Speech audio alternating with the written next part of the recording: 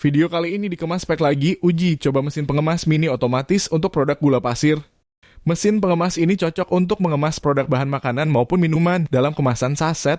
Ukuran berat dan kemasan dapat di-custom sesuai kebutuhan Anda. Mesin packing gula Indonesia sangat cocok digunakan bagi pelaku usaha sembako yang ingin mengemas sendiri produk gulanya.